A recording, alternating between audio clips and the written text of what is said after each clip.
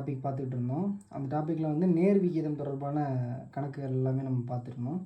இப்போ வந்து நம்ம எதிர் விகிதம் அப்படின்ற டாப்பிக்லேருந்து கணக்குகள் வந்து இருக்குது, அதை நம்ம பார்க்க போகிறோம். ஓகேங்களா? ஓகே, இப்போ எதிர் விகிதம்னா என்ன அப்படின்னு சொல்லிட்டு இன்னொரு டைம் சொல்லிடுறேன். எதிர் விகிதம் அப்படின்றது நமக்கு முன்னாடியே தெரியும்.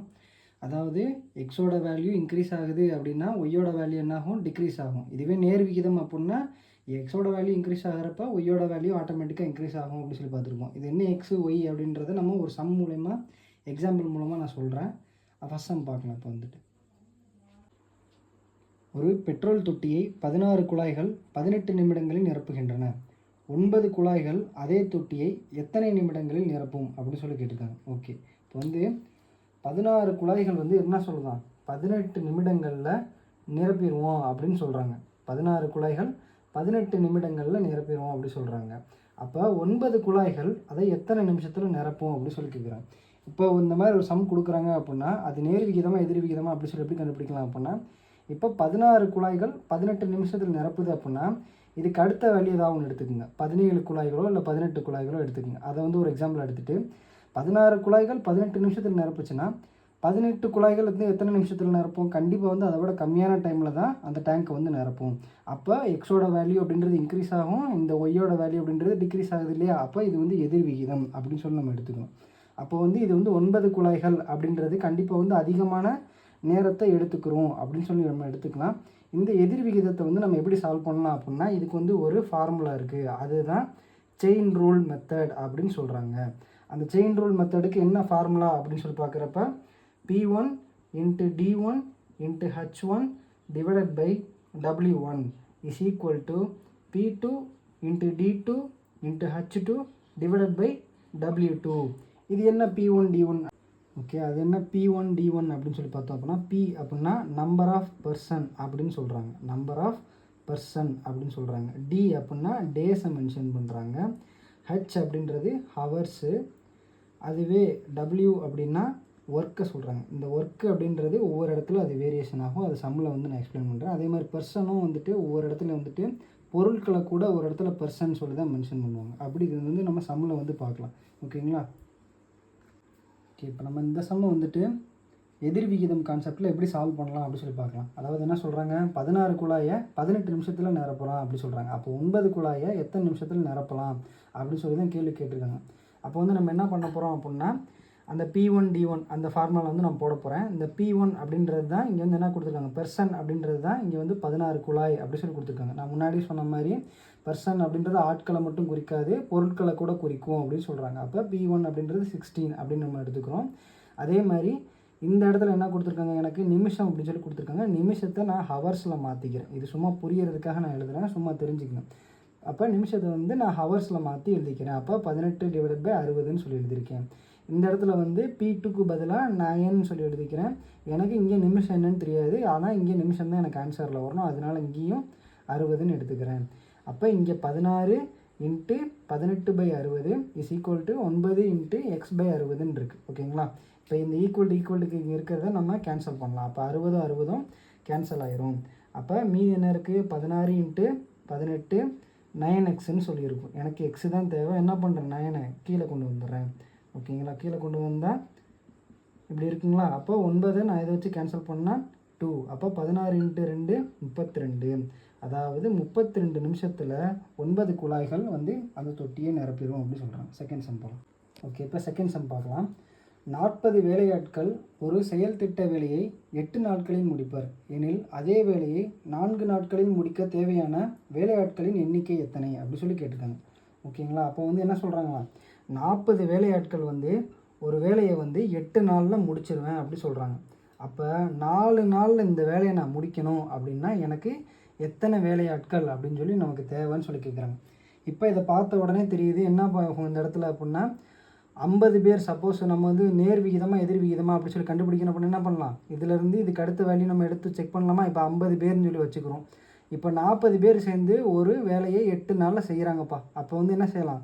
50 பேர் சேர்ந்து அந்த வேலையை எத்தனை நாள் செஞ்சு முடிப்பாங்க? இதை விட கம்மியான டேஸில் செஞ்சு முடிப்பாங்க. அப்போ இது வந்து இன்க்ரீஸ் ஆகுது, இது வந்து டிக்ரீஸ் ஆகுது. இப்போ அது வந்து என்னது? எதிர் விகிதம் அப்படி சொல்லலாம். அப்போ எதிர் விகிதம் வந்தாலும் நம்ம என்ன ஃபார்முலா யூஸ் பண்ணணும்? அந்த P1 D1 ஃபார்முலா வந்து நம்ம யூஸ் பண்ணோம்.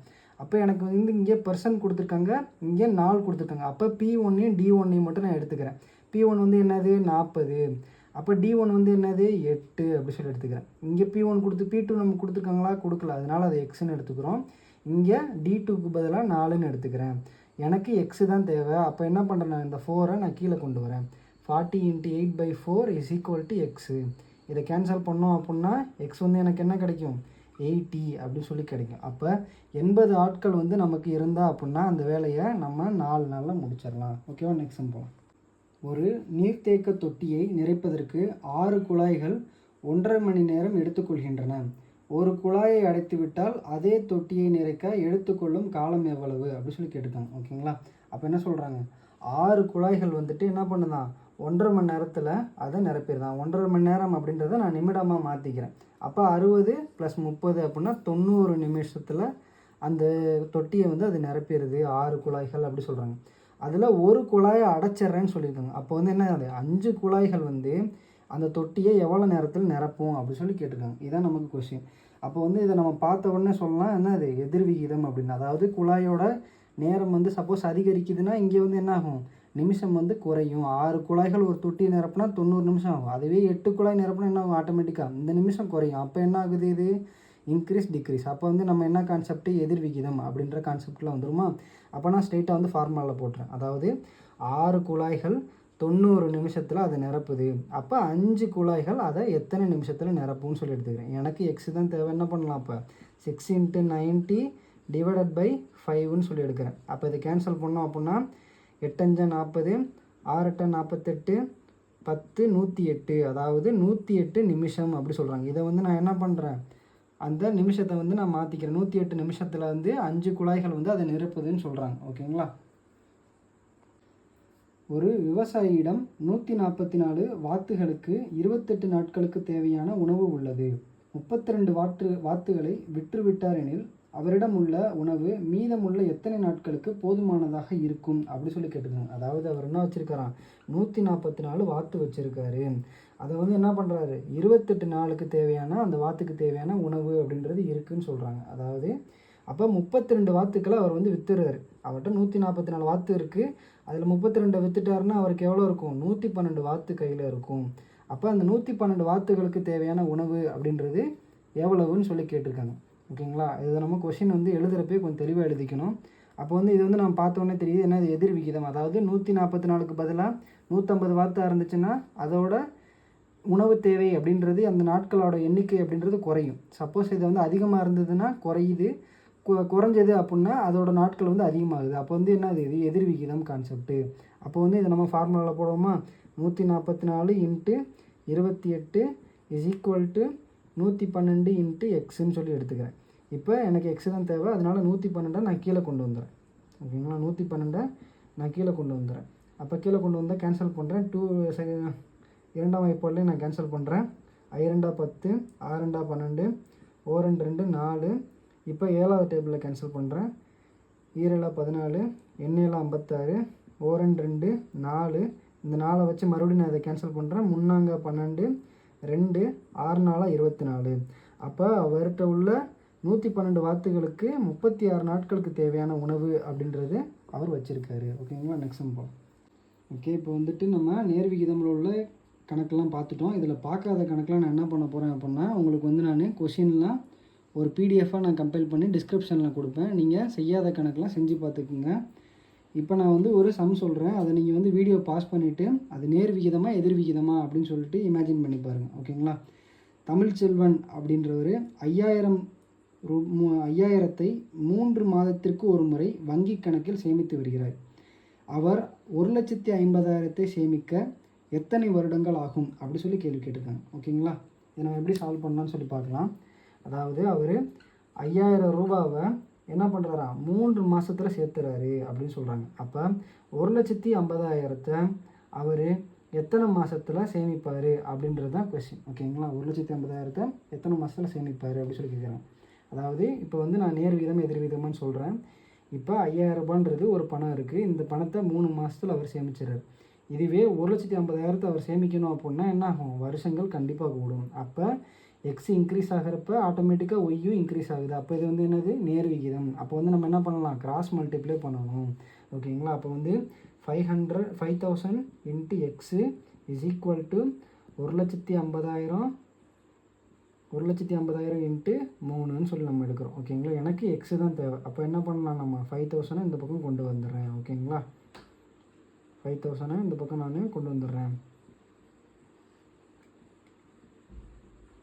இந்த 3 0 நான் கேன்சல் பண்ணிடுறேன். கேன்சல் பண்ணால் எனக்கு என்ன கிடைக்கிது, இந்த 5ஐயும் நான் கேன்சல் பண்ணிடுறேன். 3 டைம்ஸ் போகுது.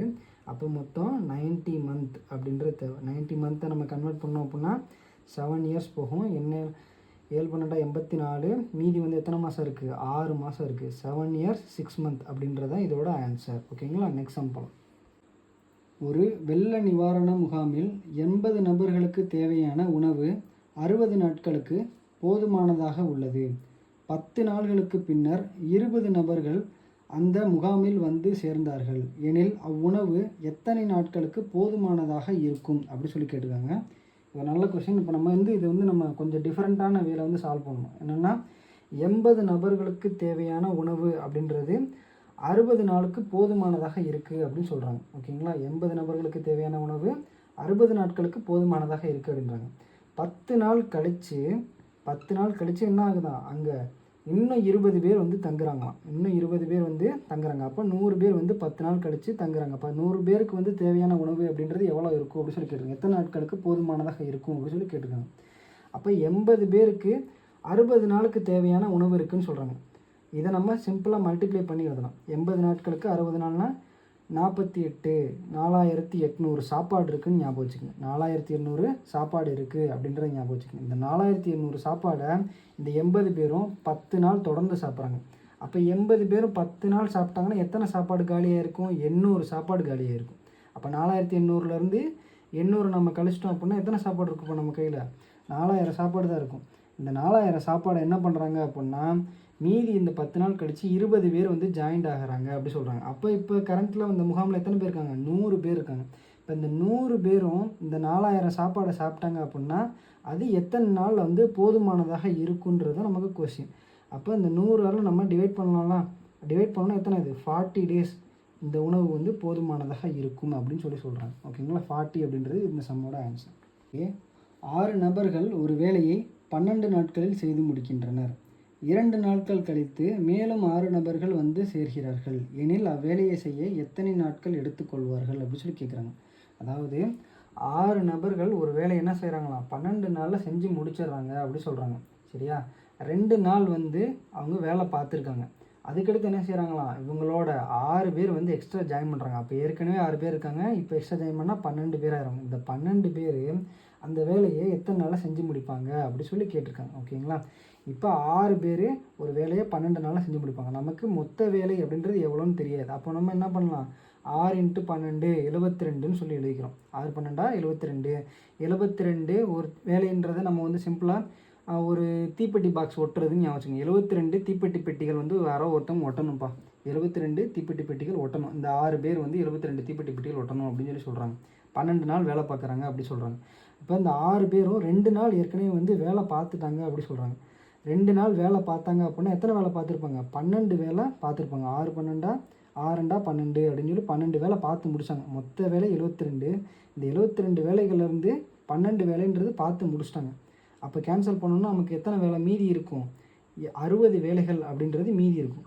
இந்த 60 வேலைகளை யார் பார்க்குறாங்களாம், இந்த 6 பேரும் அதுக்கடுத்து எத்தனை பேர் சேர்ந்துருக்காங்க, 6 பேர் சேர்ந்து 12 பேர். இந்த 12 பேர் தான் இந்த 60 வேலையை பார்க்குறாங்க. அப்போ 12 பேர் 60 வேலை எத்தனை நாளில் பார்த்து முடிப்பாங்க அப்படின்னு கேள்வி கேட்குறாங்க. அப்போ இது 12ஆல் கேன்சல் பண்ணால் எத்தனை நாளில் பார்த்து முடிக்கலாம், 5 நாளில் பார்த்து முடிக்கலாம். ஓகேங்களா. 12 60. அப்போ 5 நாளில் இந்த வேலையை மொத்தமாக முடிச்சிருவாங்க. இதுதான் இந்த கணக்குக்குரிய ஆன்சர். ஓகே. இப்போ இது வரைக்கும் நம்ம எல்லா சம்மும் நம்ம ஓரளவுக்கு பார்த்துட்டோம். மாடல் சம்ஸ் மட்டும் நம்ம பார்த்துருக்கோம். எல்லா சம்ஸும் நம்ம பார்க்கல. இந்த பார்க்காத சம்ஸ்லாம் நாங்கள் வந்து உங்களுக்கு பிடிஎஃபாக கன்வெர்ட் பண்ணி நான் வந்து உங்களுக்கு டிஸ்கிரிப்ஷனில் கொடுப்பேன். நீங்கள் அதை சால்வ் பண்ணுங்கள். உங்களுக்கு புரியாத சம் எது இருந்தாலும் கமெண்ட் பண்ணுங்கள். நெக்ஸ்ட் வீடியோவில் பார்க்கலாம்.